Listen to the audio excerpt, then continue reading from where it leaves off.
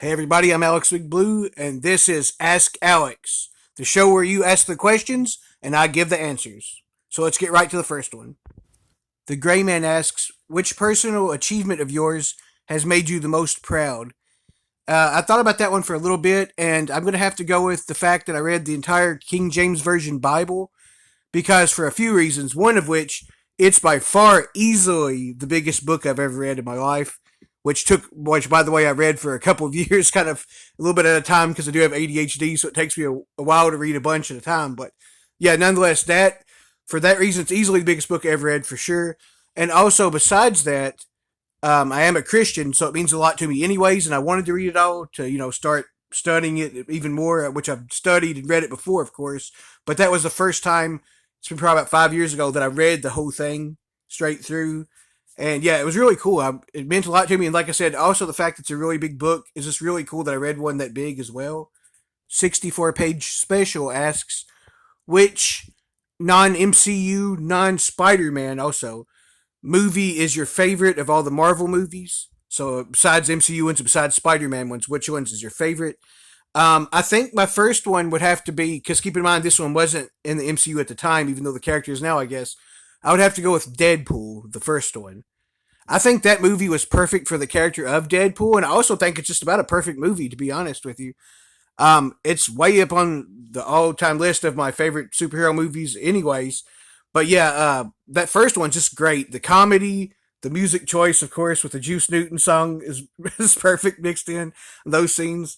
The action, the costume, everything, just like the way he's, of course, acted, obviously. But Ryan Reynolds is perfect.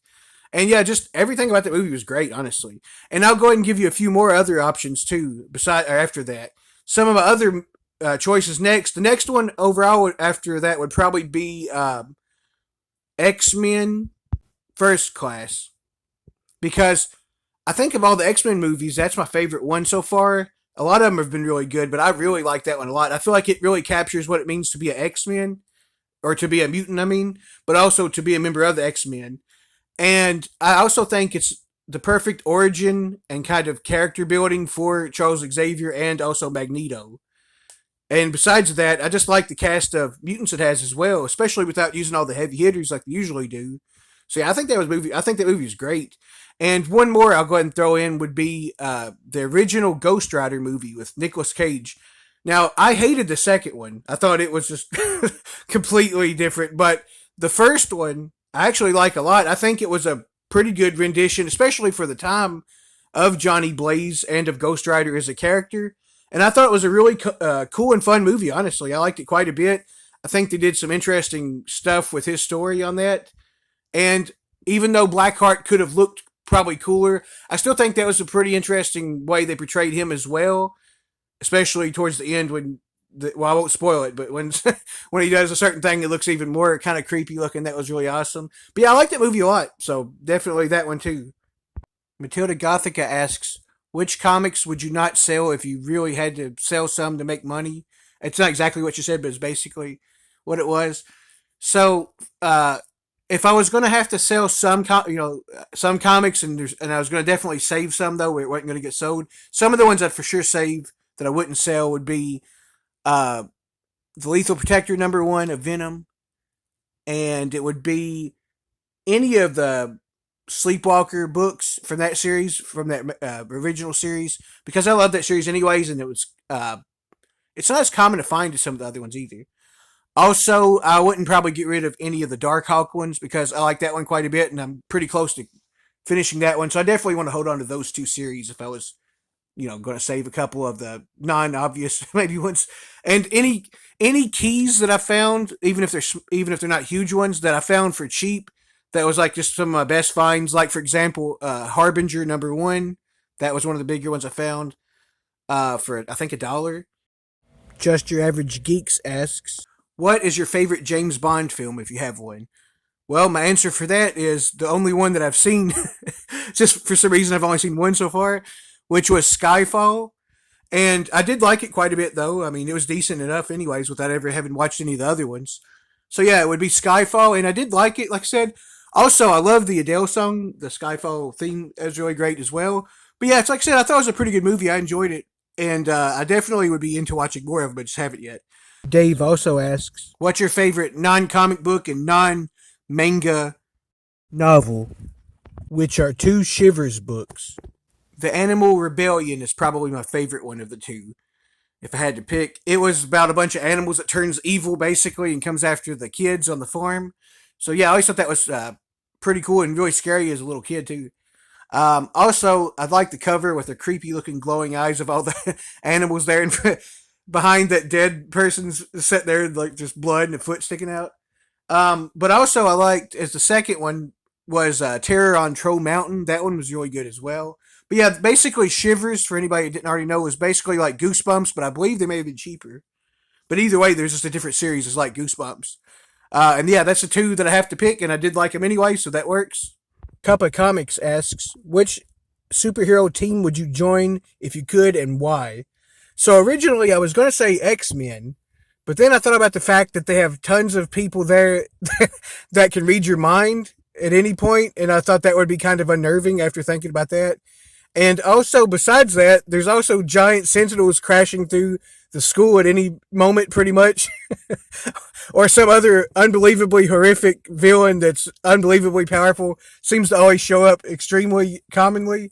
So after all of those reasons, I decided maybe against that, as much as I would still like it in a way. So I think there's always a downside to all of them, but I think the ones right now I'm landing on is the West Coast Avengers. I feel like they have a little bit less horrible stuff that happens on average than the normal Avengers team, and some of the other ones as well. Like I said, like the X-Men. But I also think the positives would be really cool. I think they have a really awesome like house or base or how you put it to hang out at. I also think the characters are, for the most part, in the West Coast Avengers, pretty friendly and down to earth and cool, and ones that I would get along with, and ones that I like in general, anyways. And yeah, I don't know. I just feel like that would be maybe one of the best fits for me. Ellie the Smasher, which is my sister, asks another funny question.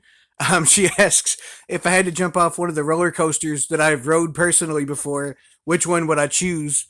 So, so first of all, I'm gonna have to say most of the ones I rode are really big and really fast, so you'd be permadead if you yeeted yourself off from those.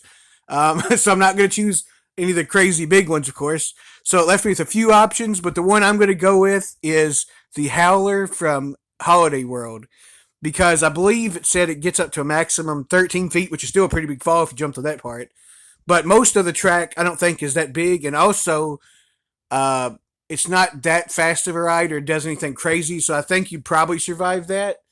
Um, and certainly a better option than all the other ones. But yeah, I think I would choose that one, and I think I'd probably survive that, even though you probably get hurt quite a bit still. But yeah, I thought that was pretty funny, so there's the answer for that one. James Gallegos asks, who has the best looking costume and who has the ugliest costume? So I looked up a bunch of different ugly costumes for superheroes and supervillains, and the one I found on a list that I that I think is the ugliest one is Bawana Man, Exhibit A. I don't really know anything about this character yet, I don't think, but yeah, after seeing that, I have to go with that one. All right, and now for best looking costume. I thought about it for a while, and I'm going to go with Spider-Man, Peter Parker's classic red and blue immaculate costume, which is one of the reasons I think the character of Spider-Man is one of the biggest characters in general and most famous overall.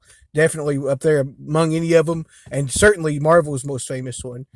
And yeah, I think the red and blue costume with the awesome white eyes with the black trim around it, and the cool black spider logos and the webbing throughout the costume, all of that stuff just makes for an absolutely awesome and beautiful costume. I really like that a lot.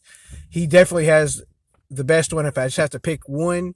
I also like some others a lot too, but that's the one I would go with number one. Thank you guys for watching. Go ahead and ask your questions for next time down in the comments, and I'll get to those in the next episode of Ask Alex.